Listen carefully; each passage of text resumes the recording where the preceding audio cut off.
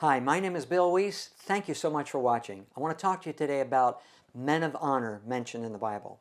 Now, some ask, is it biblical to honor our military, police, and those who serve in other law enforcement capacities? Yes, absolutely. Now, God expects honor to be given to the women also who serve as well. However, for this teaching, we will look at King David's mighty men. Now, in the Bible, God honored the fighting men who went to war to protect the nation of Israel. God honored King David's mighty men of valor and others who fought for Israel. In 2 Samuel 23, it names 37 of David's mighty men and what they accomplished. Now, the word honored is mentioned several times in the chapter and also throughout the Old Testament. Now, God is the one who always helped David defeat his enemies. In addition, God also sent these fighting men to David so that he would have a strong army. David went into battle confidently because God was with him and because he was blessed with a very skilled team of men to fight alongside him. In 2 Samuel chapter 22, David praised God for the nation's victories and deliverance from their enemies. Now, King Solomon, he had a vast army of over 1 million men and 40,000 stalls of horses, 1,400 chariots, mighty men of valor, and he reigned over all the kingdoms and the regions, and for 40 years he reigned over Israel, and they had peace in the land.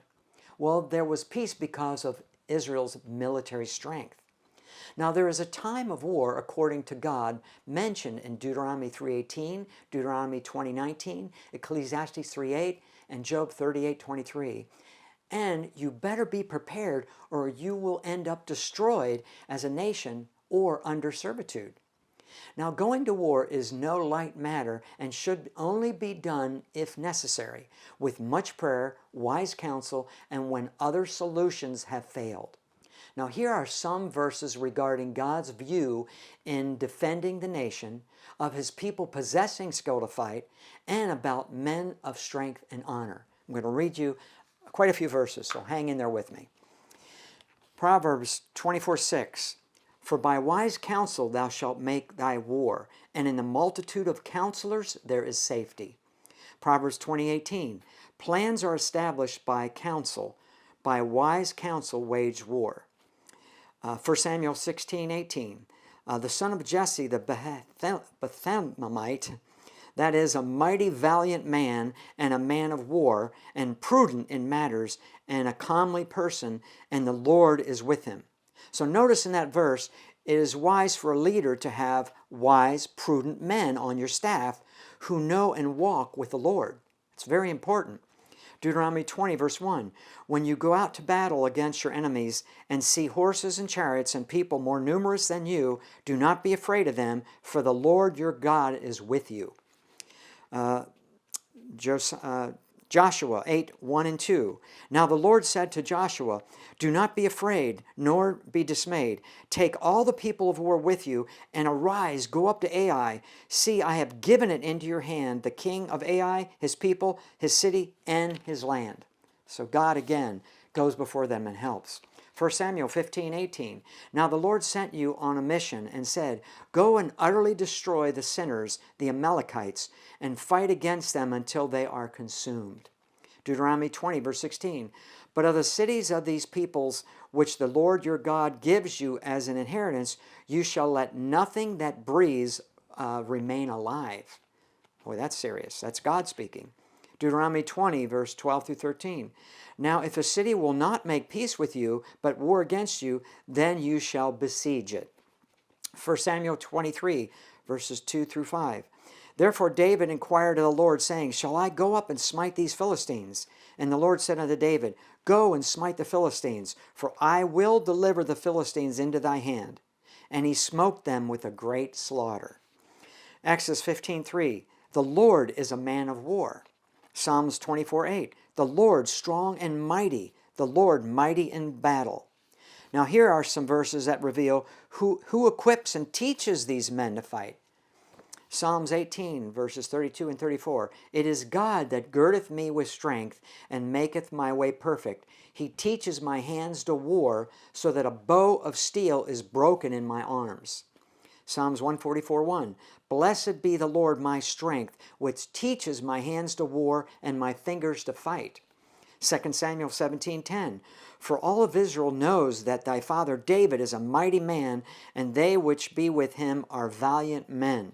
2 Samuel 1:18. Teach the children of Judah the use of the bow. Now here are a few verses that state some of the accomplishments of David's men. 2 Samuel 23:8-9. Adonio the Ezonite, he lifted up his spear against 800, whom he slew at one time. Now one man slew over 800 people at once. So God blessed him with strength, and he was gifted by God for certain. 2 Samuel 23:18. And Abishai, he lifted up his spear against 300 and slew them, and had the name among the 3 mighty men. So he by himself slew 300 men. These are tough guys. 1 Chronicles 11:11. Jashobeam, the chief of the captains, he lifted up his spear against 300, slain by him at one time. So again, another man slain 300. Now, if you made a movie about a man slewing 800 at once and another 300 at once, you would say this is so exaggerated. But it's not, because God anointed these men of God. God gave them the skill to defeat the enemies and protect Israel. 1 Chronicles 12:1-2. They were armed with bows and could use both right hand and the left hand in hurling stones and shooting arrows out of a bow. Skilled men trained to fight. 1 Chronicles 12:8. Men of war fit for the battle, that could handle shield and buckler, whose faces were like the faces of lions, and were swift as the roes upon the mountains. So these guys could run extremely fast and had faces like lions.